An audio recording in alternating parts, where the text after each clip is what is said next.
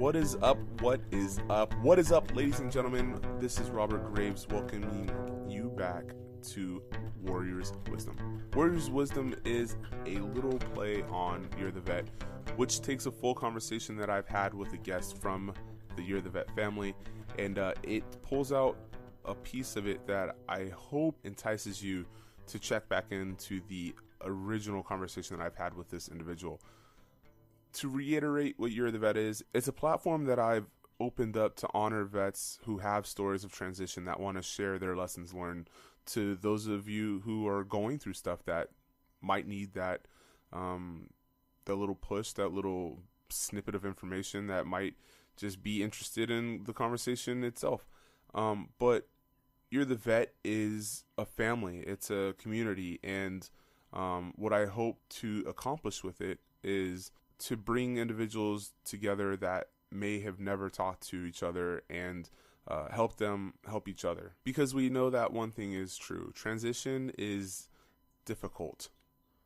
It's not necessarily hard for everybody. It's not necessarily easy, but it is different for each and every person that goes through it. And so if we can learn the lessons from other people who have gone through transition, especially in an area that we may want to travel down ourselves, then more power to you listening, right? So I pulled today's Warriors Wisdom from a conversation I had with a great friend of mine, Maximillian Lopez.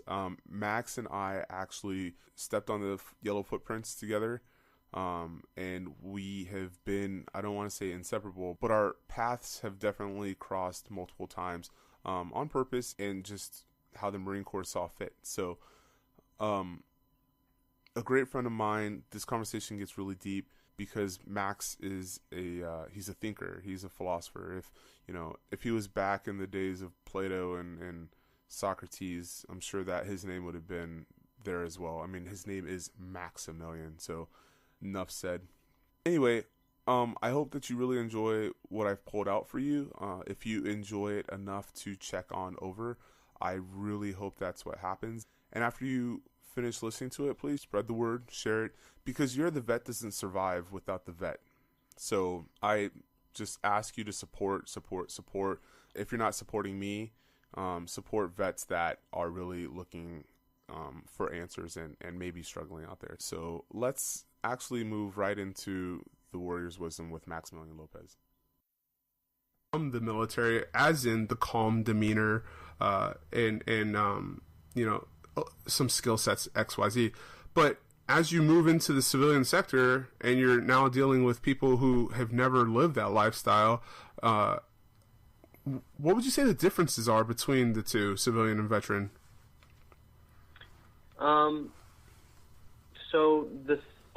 So I would say it would be that they don't know what structure is. I guess it would be the better way to describe it.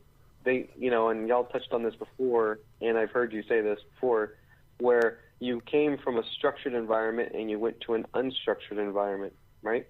Correct. And so in the civilian world, there's people much smarter than me. There's people much better than me as far as that's concerned, and they excel in those environments, right? But then you also have people that aren't, and they go, they go nowhere.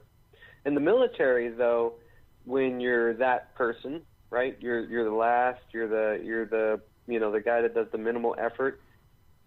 You get in trouble, right? They try to push you to not be that way. In the civilian world, you can be that way, and people will let you drown. Yeah. And I don't like that, right? On the opposite side, to kind of sound like a hypocrite here, the civilian world also rewards you for not being like that. So I do like that, right? Mm-hmm. Because I am one of those people that want to excel. And so it's like the military has a very low ceiling and a very high floor, mm-hmm. okay? And the civilian world, you have a very low floor and a very high ceiling. Mm-hmm. And that's all up to you. Yeah. And it's sad that the structure is made so that happens. right? Yeah. And so that's the biggest difference I can see, is that just doing, if you do the minimum in the military, you're kind of get nudged up. And if that's how you are, and you get out of the military and go into the civilian world, right? Yeah. They will let you drown. Yeah. Yeah. And that is the sad reality, and that's the part that I know, we're trying to prevent that from happening. Yeah. But it's partly the knowledge that you're giving everybody, which is great, but it's also a change in how you are as a person before you transition. Think about it as the drowning thing. We'll just put on some floaties, at least, at the very least. That way, when you get into the civilian world, at least if you're doing that, you're not going to drown.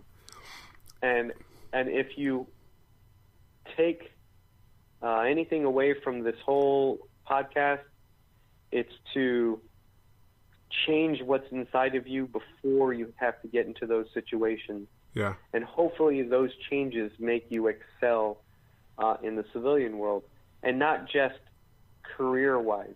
Excel in your relationships, in your demeanor, in your attitude, in all the things that allow you to excel or allow you to drown. Those things need to be changed before you get out. Yeah. And it's funny because, I was thinking about the next question before I even asked that question, which would have been, what's the most important advice or information you got before you got out? If anybody's listening that's active duty right now, I'm going to tell you right now, that is the most important advice you'll ever get before you transition. But what was the most important information or advice that you received before your own transition? The advice that I got was, before you get out, have a plan. That's it. Yeah. And we've gone over that. That wasn't a lot. Yeah. Yeah. And, and I say it all the time that, like, Tampa Tap, it just doesn't prepare you, because you're right. You said it earlier, you're thinking about getting out, you're thinking about, in your case, eating carne guisada, and I'm thinking in and out, so, the process is kind of broken when it comes to, creating members ready for transition. But, I think you hit the nail on the head where, get your floaties, be ready, because you're kind of alone in the mindset. You're not in the group setting anymore that is there to hold you up. It's not a rugby team any longer when you're out. It's you and the real world. And I think that, you could have said it better yourself, you said it yourself. I couldn't have said it better myself. So what is and I know the answer. If you had to go through this all over again, would you? And oh man, so I'll say this: I absolutely hated boot camp. Somebody asked me about this. My friend that had recently went into the Marine Corps, about would you do it over again? I'm like, oh, man, that's a hard one, because everything else was because remember we had talked in the beginning of this podcast about terrible things happening, but you're with people. Yeah. Right? And one after another, after another, after another. And when you think about it now, would you go through it again? The answer to me would be no. Now, if the question was, if you could pick 5 people to do it over again with, would you? It would be absolutely yes, because there is where the difference was, right? you're talking about would you face this horrible thing alone? The answer should always be no. Because you are not, not me, not you, not nobody is strong enough to face certain circumstances by yourself. Yeah. Okay, overwhelming circumstances. You should never, right? And that's what you're doing when you're advising people, hey, when you get out, go to these places and look these people up and do all this. And it's because of that, because you're trying to tell them you don't have to go through these things alone. There's other people that help you with it. And so that's the whole point. So, would I go through no, not by myself. Yeah. I'm gonna drag you guys down with me if I have to do so. Hey, I'll be right there with you. So, and so, I mean, I guess that kind of leads into one of the last questions, the last two questions is that, what would you tell a vet, and what do you have to tell the vets right now who are already struggling to find themselves, who are already, in that they just so happen to tune in to this, and they're, 2 bottles deep and just depressed. What do you have to say to those individuals right now who are lost and they need guidance?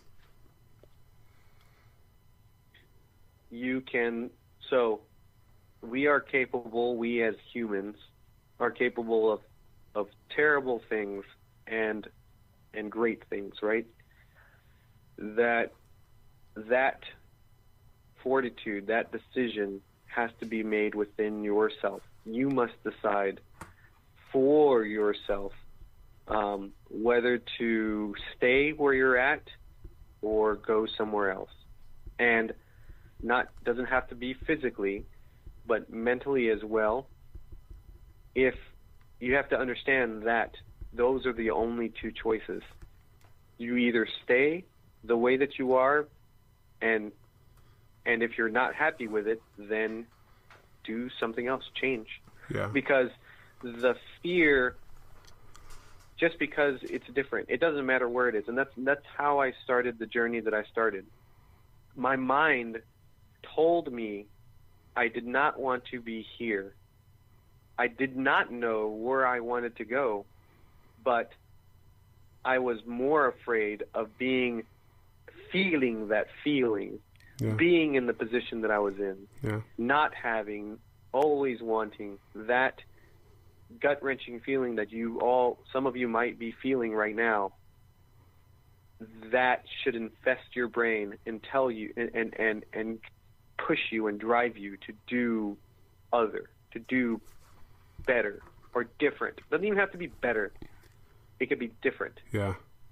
And that is the driving factor. And it doesn't matter how many people you have around you to tell you to do certain things.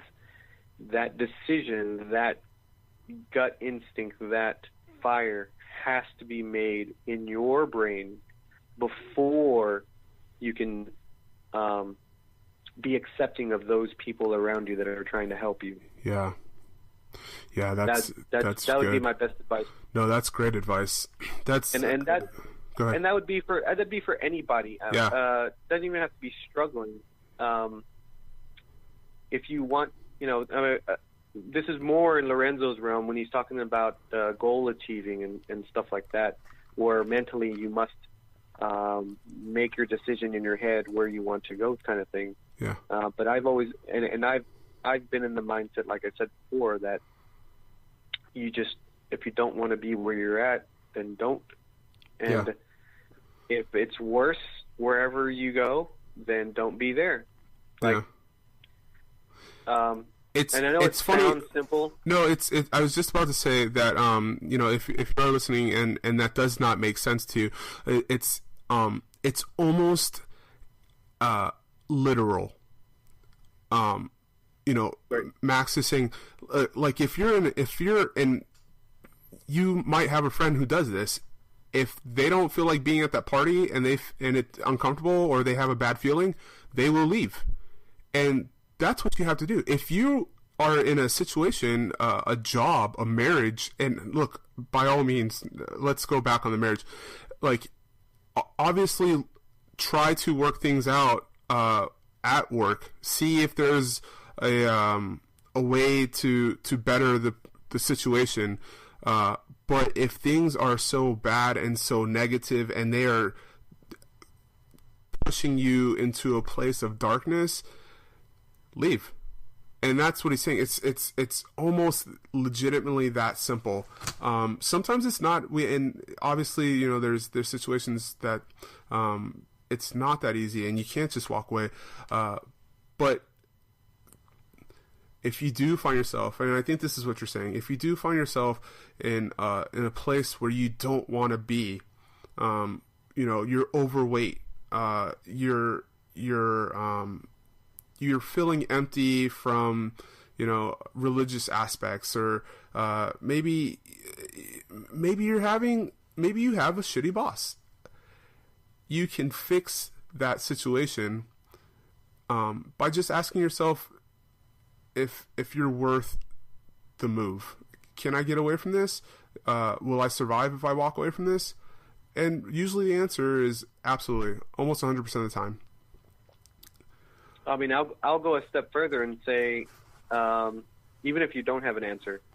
So usually what keeps us in situations is the fear of something else. In other words, usually people stay in bad relationships because of the fear of being alone. Yeah. So what I'm saying is that decision has to be made inside of you, that the fear of the unknown, or of the not, you know, that's it. It's just, do you want to be here? Yes or no? Yeah. If the answer is no, then that is what you need to decide, and then pursue that. Because, you know, everybody that's been in a bad relationship, or anybody that's been in a bad job, or anybody that's been, you know, down and out on their luck or whatever, will probably testify and say, yeah, I got out of that situation. So, I mean, that's the best advice verbatim I could say.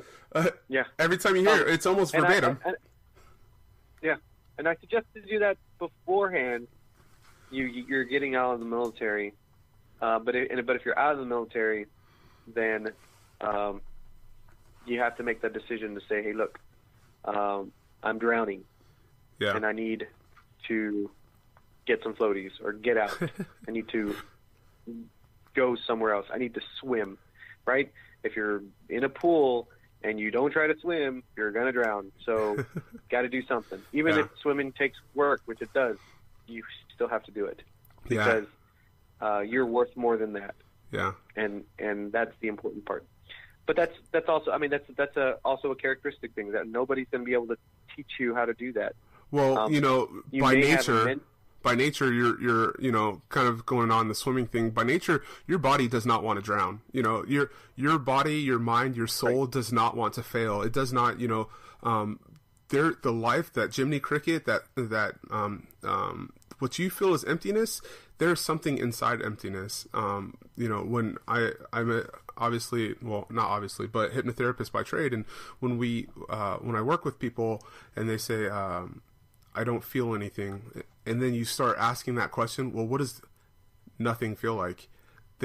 People usually can come up with an answer. So, you know, your body wants to survive. Your mind wants to survive. Your heart wants to survive. So, you know, when you do feel that pressure, that downness, don't think that you can give up on yourself, because you don't. Your body does not want to give up on yourself, and that's just a situational thing. It's not even body. It's life. Life doesn't want to give up on you. You don't have to give up on it.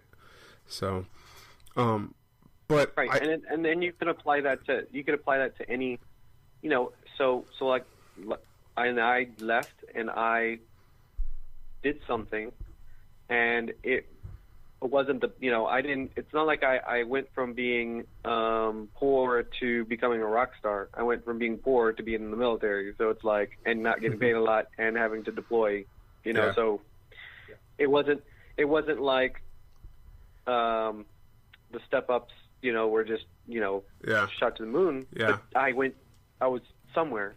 Yeah. And then I got somewhere else, and then I got somewhere else. Baby steps. And so, like, you just have to do the steps to get to the wherever you got to go. Yeah, that first step. And the last thing I want to, there's one more thing I want to talk about real quick. So that's going to wrap up Warriors Wisdom this week, and I thank you for tuning in. What I do ask of you is that if you enjoyed this little bit of our conversation, please check back into wherever you're listening to the podcast at and look for the full conversation between me and Maximillian Lopez. I know that it is one of my earlier episodes, but the fact is that Max's conversation with me is still one of the leading downloads because it is just that good of a conversation, and hopefully you see that for yourself after you search back and look for that full conversation. And just like usual, my only ask of you is to invite individuals to You're the Vet. Please, wherever you're listening to podcasts, press subscribe if you haven't subscribed already, like, and leave a review, leave a comment. Please engage with me on these platforms and share, because your comments and your reviews help other vets find You're the Vet, and that's the ultimate goal, is for individuals to be able to find it and know that there's something out there for them. Lastly, if you haven't, check on into the social sites, Twitter, Instagram, Facebook, all Year the Vet, one word, Year of the Vet, and engage with me there. And it takes a village, right? And so once again, thanks again for listening to this episode of Warriors Wisdom. Check back in next week when I introduce to you a bad boy in the kitchen, to say the least. And remember, you are a hero. Live like one.